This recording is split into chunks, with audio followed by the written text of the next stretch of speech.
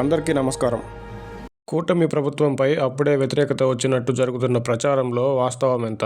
ప్రజల్లో అసంతృప్తి నిజంగానే మొదలైందా అనే ప్రశ్నలకు అప్పుడే సమాధానం చెప్పడం తొందరపాటే అవుతుంది. అయితే ఆ దిశగా కొన్ని సూచనలు మాత్రం ఖచ్చితంగా చెప్పొచ్చు. కూటమి ప్రభుత్వంపై వ్యతిరేకత అనే కంటే కొన్ని చోట్ల ఎమ్మెల్యేల పనితీరుపై, మరికొన్ని చోట్ల అసలైన టీడీపీ వర్గాన్ని పక్కకు పెట్టడంపై, ఇంకొన్ని చోట్ల వైసీపీ బాటలోనే మితిమీరి చేస్తున్న అవినీతిపై ప్రజల్లో వ్యతిరేకత ఉన్నది వాస్తవం. సదరు చోట్ల ఎమ్మెల్యేలపై వ్యతిరేకత పరోక్షంగా కూటమిపై సైతం అసంతృప్తి భావననే కలిగిస్తుంది. మద్యం, బెల్ట్ షాపులు, ఇసుక వంటి వ్యవహారాల్లో జోక్యం వద్దని చంద్రబాబు గారు పదే పదే హెచ్చరించడం మాటల్లోనే తప్ప క్షేత్రస్థాయిలో ఆ ప్రభావం లేదనే చెప్పాలి. రాష్ట్ర అభివృద్ధికి, పరిశ్రమల ఏర్పాటుకు ప్రభుత్వం తీవ్రమైన కృషి చేస్తున్నా, అందుకు తగిన ఫలితాలు ఒక్కొక్కటిగా కనిపిస్తున్నా, ప్రభుత్వ పనితీరు బాగానే ఉన్నా, పోలవరం, అమరావతి, విశాఖ స్టీల్ వంటి ముఖ్యమైన అంశాల్లో పురోగతి కనిపిస్తున్నా, కూటమి ప్రభుత్వంలో ఏదో తగ్గిందనే భావన రావడానికి ప్రధాన కారణం ఇప్పటికీ ప్రభుత్వ యంత్రాంగంపై పూర్తిగా పట్టు లేకపోవడం. ముఖ్యమంత్రి, మంత్రులకు తెలియకుండానే ఫైళ్లు కదులుతున్నాయంటే యంత్రాంగంపై నియంత్రణ ఏపాటిదో అర్థమవుతుంది.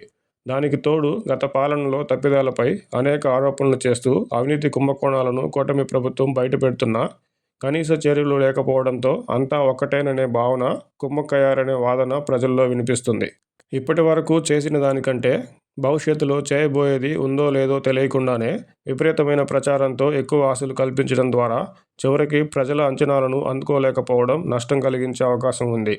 ఇంటికొక పారిశ్రామికవేత్త రావాలని, ఇంటికొక ఏఐ నిపుణుడు ఉండాలని చెప్తున్న మాటలు చంద్రబాబు గారి దూరపు ఆలోచనను తెలియజేస్తున్నప్పటికీ రాష్ట్రంలోని పరిస్థితులు, జీవన ప్రమాణాలు, ప్రజల స్థితిగతులను బట్టి సగటు ప్రజలు ఈ వ్యాఖ్యలను స్వాగతించకపోగా ఆ మాటలతో తమకు ఒరిగేది ఏమీ లేదని ఆ వ్యాఖ్యలను అలివిగాని మాటలుగానే పరిగణిస్తున్నారు. ఇప్పటికే తల్లికి వందనం, అన్నదాత సుఖీభవ వంటి పథకాల అమలు ఆలస్యం అవుతుందని చెప్పడంతో ప్రజలు ఆశించింది కాకుండా ప్రభుత్వాలు ఎన్ని గొప్పలు చెప్పుకున్నా ప్రయోజనం ఉండదు. కూటమి చెప్పుకోదగ్గ స్థాయిలోనే పనిచేస్తున్నా ఇలా అనేక అంశాలు కూటమి పనితీరును మసకబారుస్తున్నాయి. ఇదే తీరు కొనసాగుతూ అలసత్వం వహిస్తూ అవినీతిని కొనసాగిస్తూ పోతే ఆ నేతలకు, ఈ నేతలకు పెద్ద తేడా ఏమీ లేదని ప్రజలు భావిస్తారు. అభివృద్ధితో నిమిత్తం లేకుండా ఆర్థిక పరిస్థితిపై అవగాహన ఉన్నప్పటికీ గతంలో అందుకున్న పథకాలకు బదులుగా తల్లికి వందనం, అన్నదాత సుఖీభవ పథకాలు వీలైనంత త్వరగా పట్టాలెక్కకపోతే ఆయా పథకాలకు అర్హులైన ప్రజల్లో కూటమిపై వ్యతిరేకత అనివార్యం.